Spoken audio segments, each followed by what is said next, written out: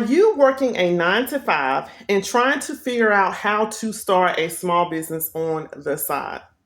But the issue is you're having a problem finding time to do it. If this is you, stay tuned for more. My name is Precious Vines Harris, and I am the Single Maven.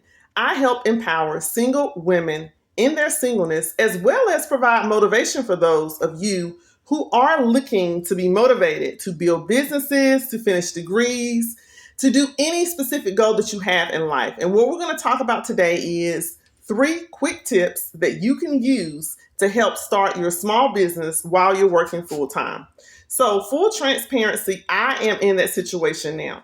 I have been a serial entrepreneur for many, many years. I am a licensed attorney by trade, and I am in the process of starting my part-time virtual law office in the evenings. So I have a full-time job, and it is extremely hard to try to find time to work on your business endeavors while you're working full-time. The first tip that I have for you is this: build in time in your schedule each week.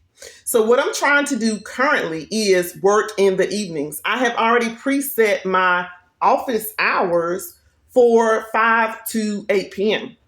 So basically what that means, I've only chosen probably a couple of days a week to start off with because I don't want to get burnt out. So I think that's one thing to remember as well when you're starting and you're looking at building your schedule. Look at time where you can have cushion, right? You can always start small and then build up. But right now, what I am doing is starting off with, I believe I have Tuesday, Thursday, and I think that bumped it up to Tuesday, Wednesday, Thursday, and then Saturday mornings.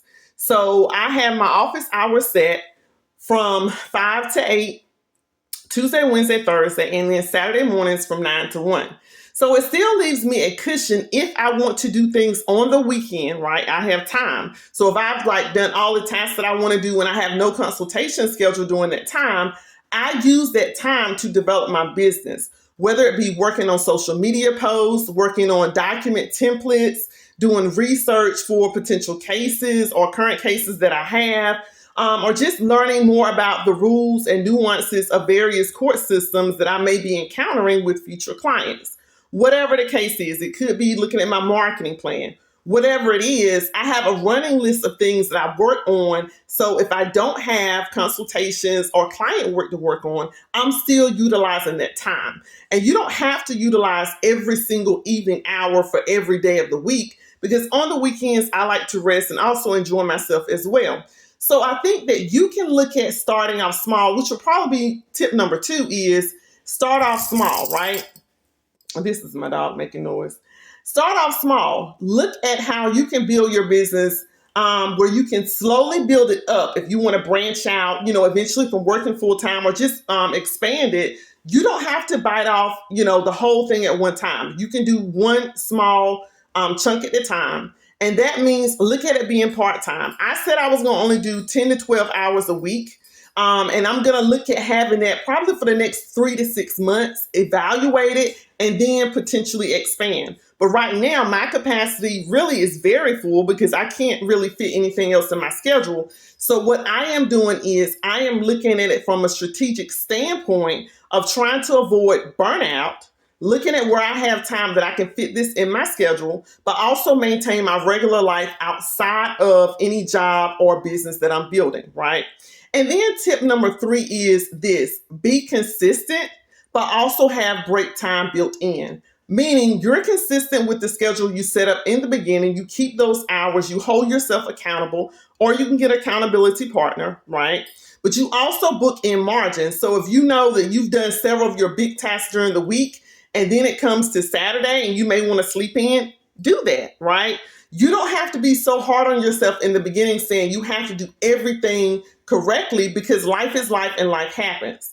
But more often than not, when you're in the beginning, you're going to have to be consistent. You're going to have to choose whatever your goal is, whether it be 15, 20 hours a week, right? And if you're working full time, to be honest with you, there's not a lot of time left. If you are married, you have kids, you have a family, other obligations. So what I would advise you to do is start off small. Pick 10 or 15 hours a week. Pick 10 hours a week to work on your business, and then scale it up as you find more time in your schedule. But What I will say is this, and this is my final tip, which is probably going to be 4 tips. Um, don't be afraid to start because you haven't figured it all out, right?